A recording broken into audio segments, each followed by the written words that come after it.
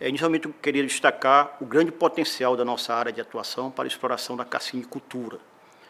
O Banco Nordeste tem apoiado, sim, essa atividade, buscando a inovação no segmento e, acima de tudo, o financiamento de tecnologia que reconhecidamente não agrida o meio ambiente. A cassinicultura na nossa região tem uma capacidade de geração de emprego, de gerar tributo e, portanto, de gerar desenvolvimento.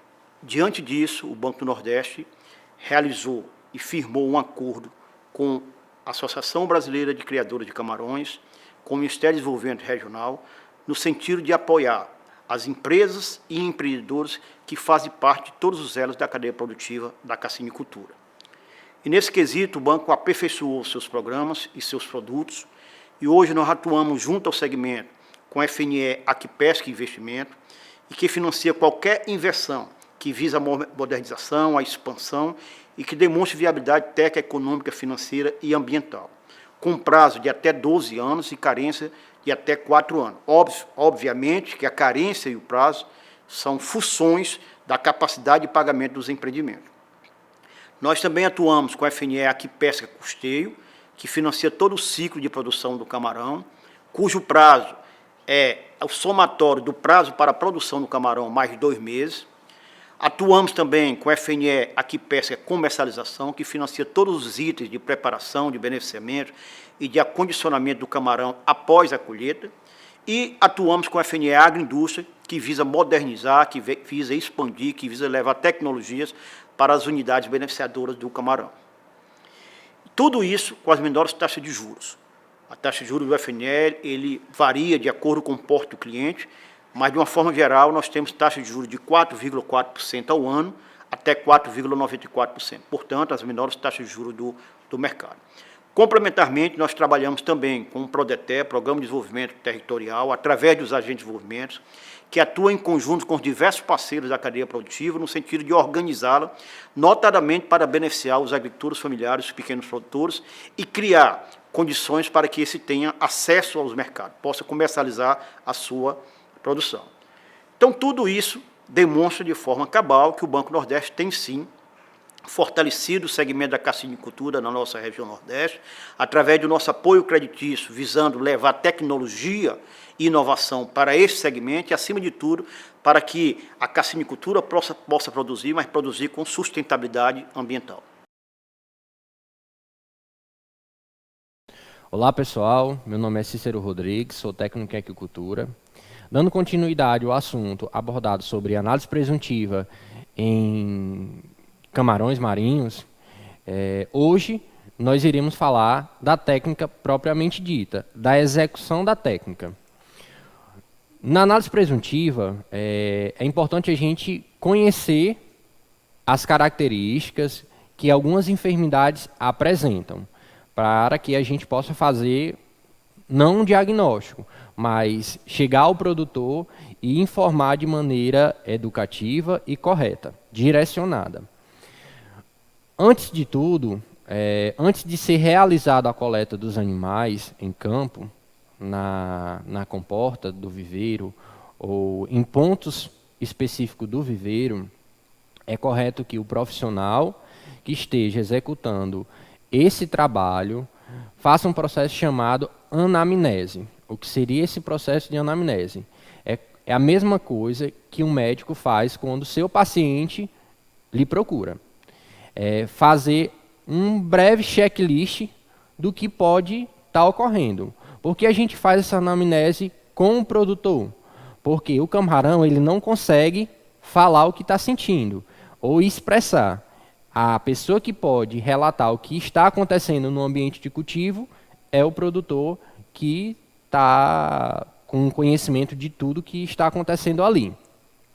E dentre essas características, é importante ressaltar que perguntar o histórico de doenças que ocorreu ou que previamente ocorre naquele perímetro ou região, os resultados anteriores, como estavam sendo expressos em termos de crescimento e porcentagem de sobrevivência, eventuais problemas que venham ocorrendo rotineiramente na fazenda, não só voltada a enfermidades, mas como qualidade físico-química da água, nutrição, enfim, todos os problemas que podem ser rotineiros.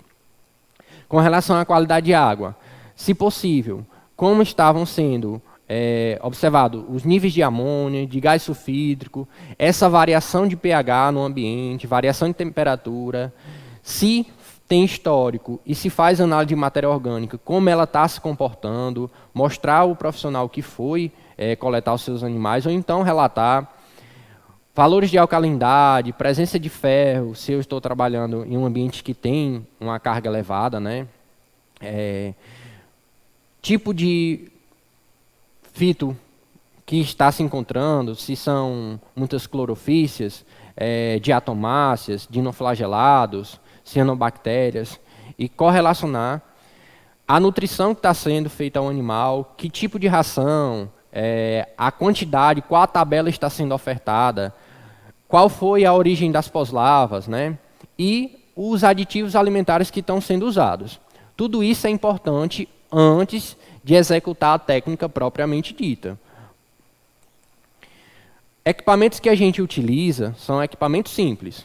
A gente precisa apenas de um microscópio, uma balança, luvas, tesouras, seringas, lâminas, lamínulas e uma solução salina ou água destilada para facilitar a visualização. Mas vamos lá. Antes de levar esse animal e fazer a dissecação do camarão, para observar as estruturas que serão analisadas, né? A gente tem que saber que tipo de coleta estamos fazendo. Se é uma coleta direcionada ou se é uma coleta não direcionada, uma coleta rotineira. Quando eu falo uma coleta direcionada, é aquela coleta onde eu procuro os animais que têm características de animais enfermos. Quando é uma coleta não direcionada, eu pego aleatoriamente ali naquela amostra que foi retirada do viveiro, camarões, seleciono de 10 a 15 indivíduos e levo para fazer análise presuntiva. Coletados os animais, se eu vou fazer a fixação para poder mandar para um laboratório, para uma técnica de diagnóstico confirmatório, eu direciono uma amostra em camarões enfermos. Caso contrário, não precisa. A primeira avaliação que a gente diz que é primordial na análise presuntiva é a avaliação macro, é a avaliação geral do ambiente, desde a qualidade da água e das características que foram coletadas na anamnese, até a simples avaliação de trato. Que seria essa avaliação de trato? É a pigmentação e a coloração do conteúdo intestinal presente ali no animal. Se eu pego camarões com um trato muito escuro, significa dizer que esses meus animais eles estão se alimentando muito de detritos e material orgânico presente no sistema, no platô do viveiro, no fundo do viveiro. Se esses camarões eles possuem o trato digestivo com a coloração mais clara, isso significa que esses animais eles estão direcionando sua alimentação para a ração. Isso é bem característico e nítido, como mostra nas imagens. Outra característica macro que a gente observa em campo é a cor do animal. Se ele é um animal que está com coloração translúcida, ele não está um animal opaco, avermelhado, e se ele tem alguma característica de alguma enfermidade.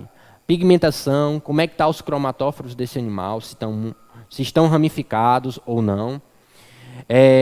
Se esse animal apresenta injúrias no seu exoesqueleto ou então nas suas estruturas, nas suas estruturas, quando eu falo brânquias e periópodos, e a avaliação das condições do viveiro no geral.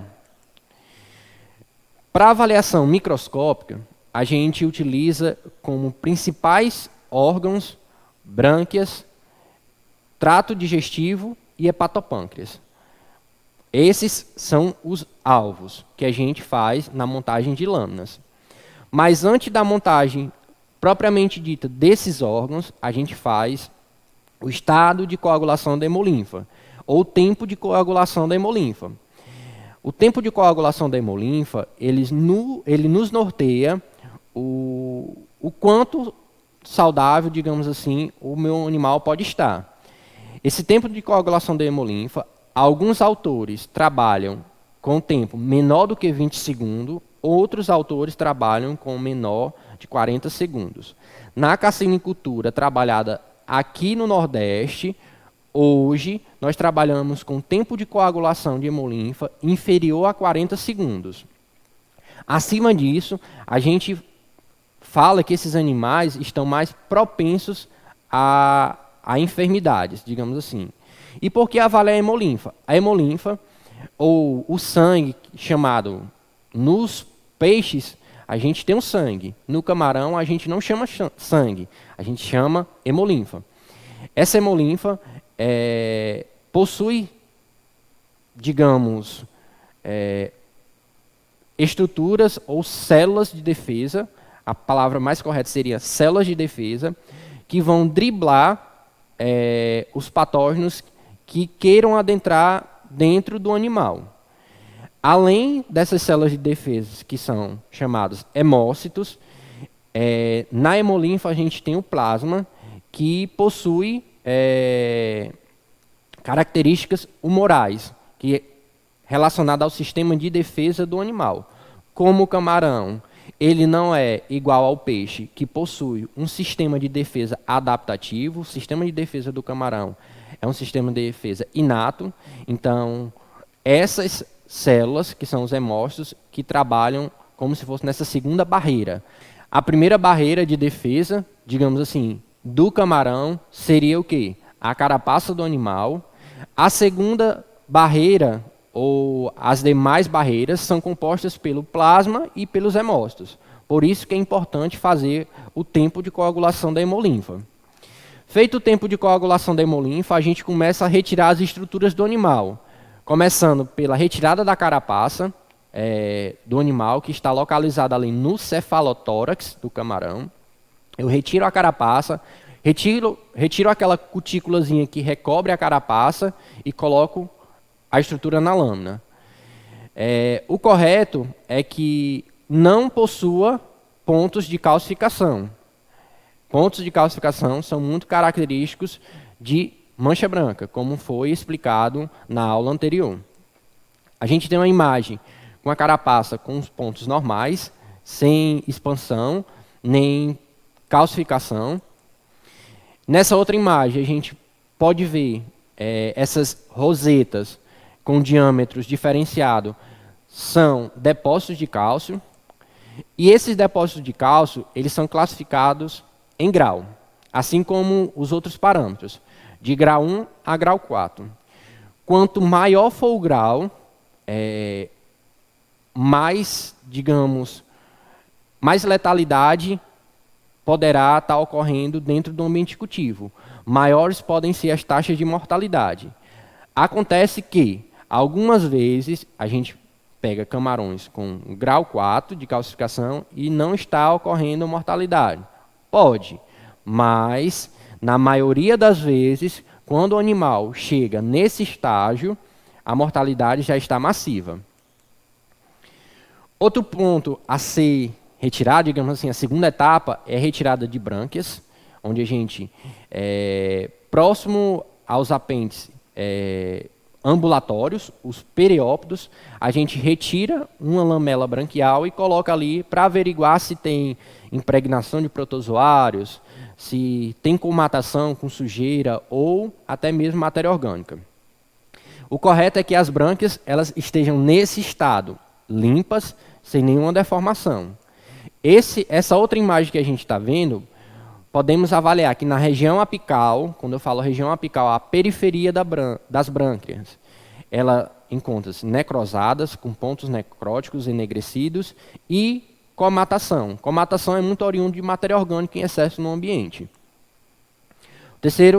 A terceira estrutura, digamos assim, que a gente tira é o epipodito, que é uma estrutura que facilita a limpeza das brânquias. É importante que essa estrutura também esteja sadia, digamos assim, livre de impregnações e protozoários epicomensais. Na imagem, podemos ver que temos epipoditos com grau e intensidade de infecções diferentes. Quando eu falo intensidade de infecções, é o seguinte: eu tenho animais que têm uma prevalência alta do determinado protozoário, só que a quantidade de indivíduos parasitando o hospedeiro, no caso o camarão, é pequena. E às vezes eu tenho uma baixa prevalência, ou seja, poucos animais que têm o protozoário, só que a intensidade, o número de protozoários parasitando ali o animal é imensa. Então a intensidade de infecção é alta, como a gente pode ver na imagem ao lado esquerdo. Essa outra imagem ela mostra uma grande carga de protozoários que não estão aderidos, mas que eles ficam aderidos ao animal. E essas outras imagens mostram estruturas limpas. A terceira etapa da montagem de lâminas inicia com a retirada do hepatopâncreas e conteúdo intestinal. Para fazer a retirada do conteúdo intestinal, do trato digestivo e do hepatopâncreas, eu faço 2 cortes nas laterais entre o abdômen e o cefalotórax do camarão. Nessas avaliações, eu consigo ver, na avaliação de trato digestivo, a presença de gregarinas, de canibalismo e do material que o animal está se alimentando, seja ele ração, detritos ou material que esteja presente no platô ou no fundo do viveiro, né? Essa imagem ela mostra nitidamente uma elevada intensidade de infecção de gregarinas, colonizando o trato digestivo do animal, né? Essa segunda imagem, podemos observar que temos as gregarinas divididas em 2 fases, para melhor visualização, que seriam os gametocitos e os trofozoítos, a gregarina na fase mais adulta. Essa outra imagem, podemos observar gametocitos de gregarina e canibalismo, presença de antênulas junto com detritos e alimento contido no trato digestivo dos camarões. Para a retirada do hepatopâncreas, eu faço da seguinte maneira. Após a retirada do trato digestivo, eu retiro a cutícula que recobre o órgão. Após retirada da cutícula, uma camada muito fina, não uma camada muito espessa, com auxílio de uma pinça ou seringa, retiro essa pequena quantidade do órgão, coloco numa lâmina e levo para análise. Essa análise ela pode ser feita com o órgão encharcado com solução salina ou não. Depende de como quem está visualizando ou quem está analisando acha melhor. No hepatopâncreas, a gente observa 2 coisas distintas: formação dos túbulos e presença de vacúolos de lipídios. Formação dos túbulos e presença de vacúolos de lipídios são coisas inversas na análise.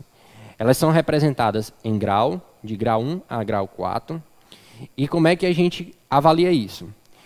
Quando eu tenho um túbulo do hepatopâncreas muito deformado, com grau 4 de deformação, é impossível que eu tenha altas reservas de lipídios. E assim o inverso.